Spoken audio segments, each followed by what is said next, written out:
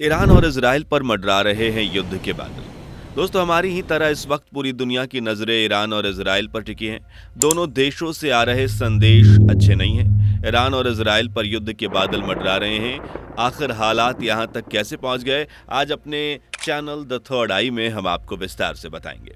सबसे पहले triple H की बात कर लेते हैं, जिसका मतलब है हमास, हूती और हिजबुल्लाह। ये तीनों संगठन ईरान समर्थित हैं और इजराइल के खिलाफ लगातार हमला बोलते रहते हैं। पिछले कुछ समय से इजराइल का गाजा पट्टी में हमास के खिलाफ ऑपरेशन जारी है। ईरान न केवल हथियारों से बल्कि फाइनेंशियली भी हमास का सपोर्ट करता रहता है। उधर हूती समुदाय लाल सागर में व्यापारिक जहाजों को लगातार निशाना बना रहा है, जिससे इजराइल का सरदर्द बढ़ा हुआ है।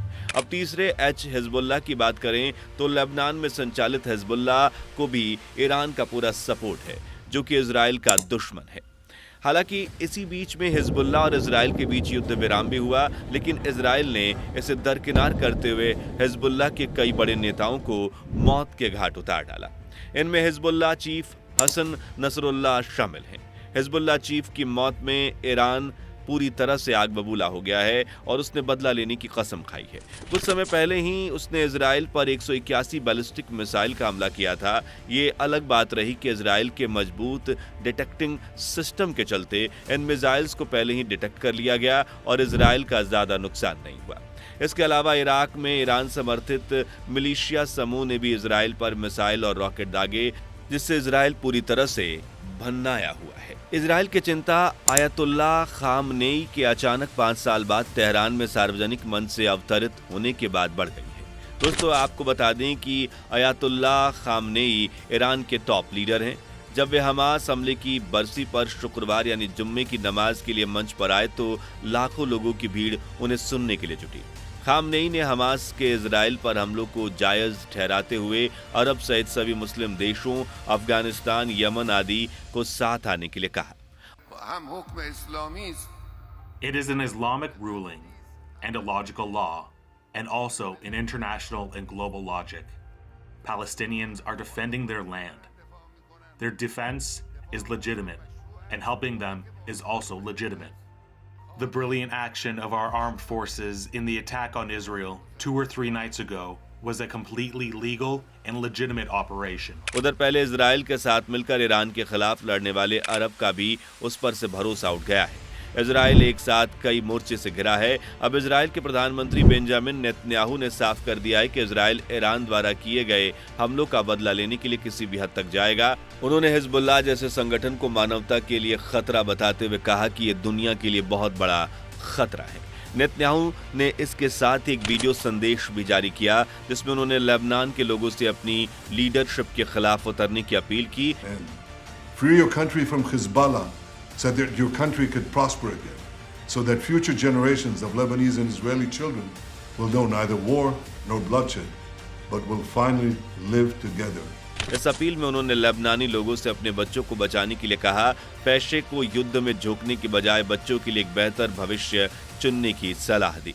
लेकिन क्या आपको यकीन होगा कि जो ईरान और इजराइल इस वक्त एक दूसरे के खून के प्यासे हैं, वे किसी वक्त बहुत अच्छे दोस्त हुआ करते थे? नहीं ना। तो आज हम आपको बताते हैं। दोस्तों, बात 1948 की है, जब इजराइल ने अपने आप को एक आज़ाद मुल्क घोषित किया। तब जिस देश ने उसे मान्यता दी, उनमें ईरान तीसरा था।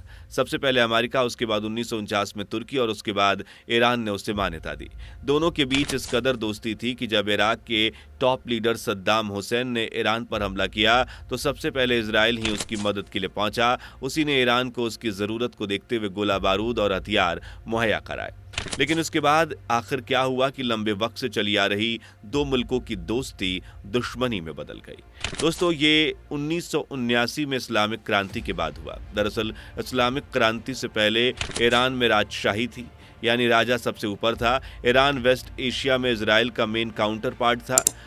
शाह मोहम्मद रजा पहलवी के वक्त तक ईरान और इजराइल के बीच इकोनॉमिक, डिप्लोमेटिक और मिलिट्री रिलेशन बहुत बढ़िया थे।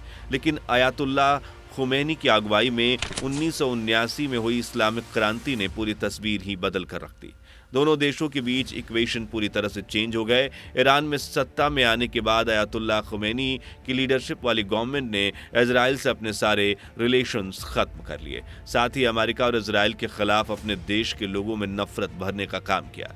जबकि पहलवी के राज तक ईरान को मिडिल ईस्ट में अमेरिका का खास साथी माना जाता था, लेकिन अब इजराइल और अमेरिका के खिलाफ नफरतों का जहर लोगों के भीतर भर चुका था। ईरान खुमैनी ने इजराइल को इस्लाम के दुश्मन की तरह पेश करना शुरू किया, यहाँ तक कि वो अपने भाषणों में इजराइल को शैतानी शक्ति कहकर पुकारता था। ईरान ने इजराइल से अपने डिप्लोमेटिक रिलेशन भी तोड़ लिए, यहाँ तक कि इजराइल के लोगों के पासपोर्ट पर भी बैन लगा दिया। ईरान के दुश्मनी की तरफ बढ़ते कदम यही नहीं रुके, वहीं सरकार ने ईरान की राजधानी तेहरान में इजरायली दूतावास को जब्त कर लिया और उसकी जगह PLO यानी फिलिस्तीन लिबरेशन ऑर्गेनाइजेशन को ये जगह सौंप दी। वो इजराइल के खिलाफ चल रहे फिलिस्तीनी संघर्ष को खुलकर समर्थन देने लगा। इसके साथ ही हमास और हिजबुल्लाह जैसे संगठन को भी इजराइल पर हमला करने के लिए हर तरह की मदद देना शुरू कर दिया। इसके बाद ईरान के परमाणु कार्यक्रम शुरू करने के बाद इजराइल बुरी तरह से तनाव में आ गया। उसे अपनी सुरक्षा को लेकर डर बैठ गया। अगर इजराइल परमाणु हथियार यानी एटॉमिक वेपन बना लेता तो निश्चित तौर पर इजराइल उसका सबसे बड़ा निशाना होता। अब इजराइल ने ईरान को कई दफा उसके एटॉमिक ठिकानों पर हमला करने की चेतावनी दी।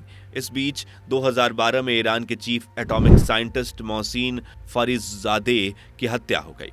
ईरान को पूरा शक था कि उसकी हत्या इजराइल की खुफिया एजेंसी मोसाद ने कराई है। हमास हिजबुल्लाह के बाद हूती के दम पर ईरान और बदला लेते इजराइल के बीच आज वो दुश्मनी पनप चुकी है जिसकी आग सारी दुनिया में फैली है। दोस्तों, आपको ये भी बता दें कि बेशक ईरान और इजराइल के बीच इनडायरेक्ट टकराव कई बार हो चुका है। सिविल वॉर के दौरान दोनों देशों के बीच इनडायरेक्टली टकराव हुआ। ईरान सीरिया में बशर अल असद गवर्नमेंट के सपोर्ट में था तो इजराइल उस पर एयर स्ट्राइक कर रहा था। ईरान ने भी हमास और हिजबुल्लाह को हथियार समेत वित्तीय मदद देकर इजराइल के खिलाफ जंग जैसी स्थिति पैदा की। इतना ही नहीं, ईरान और इजराइल ने कई बार एक दूसरे के खिलाफ सीक्रेट और साइबर अटैक किए हैं। इजराइल ने अब तक का सबसे बड़ा साइबर अटैक स्टक्सनेट ईरान के एटॉमिक प्रोग्राम को नुकसान पहुंचाने के लिए किया था, लेकिन देशों के बीच सीधे सीधे सैन्य टकराव कभी नहीं हुआ। ईरान पूरी दुनिया के मुसलमानों को यह जताना चाहता है कि वह उनका सबसे बड़ा हितैषी है, इसलिए दुनिया में ईरान का सपोर्ट करने वालों की कमी नहीं है। यह अलग बात है कि खुद को मुसलमान का हितैषी दिखाने के चक्कर में आज वो खुद जंग के मुहाने पर खड़ा है। दोस्तों, जैसा कि अनुमान लगाया जा रहा है कि अगर ईरान और इजराइल में युद्ध होता है तो इसका खामियाजा दूसरे देश भी निश्चित रूप से भुगतेंगे। शायद आपको ना पता हो कि हाल ही में लेबनान के राजदूत भारत आए थे, जिन्होंने भारत से सहायता मांगी। उधर इजराइल में भी भारत से बहुत अच्छे संबंध हैं। इजराइल के टॉप लीडर बेंजामिन नेतन्याहू अक्सर प्रधानमंत्री नरेंद्र मोदी से टेलीफोनिक संपर्क में रहते हैं। अभी कुछ समय पहले खुद हमारे प्रधानमंत्री नरेंद्र मोदी ने इजराइल का दौरा किया था और कई तरह के समझौते पर हस्ताक्षर किए। अब देखना होगा कि अगर ईरान और इजराइल के बीच जंग छिड़ती है तो भारत किस तरह के कदम उठाता है। दोस्तों, ये वीडियो आपको कैसी लगी हमें जरूर बताइए। साथ ही हमारे चैनल को लाइक और सब्सक्राइब करना भी ना भूलें। पॉलिटिक्स हो या बिग बॉस जैसा एंटरटेनमेंट, आपको यहाँ सब कुछ मिलेगा, तो देर किस बात की। प्रेस कीजिए बेल आइकन और पाइए हमारी ताज़ा तरीन वीडियो की नोटिफिकेशन सबसे पहले। Thanks for watching.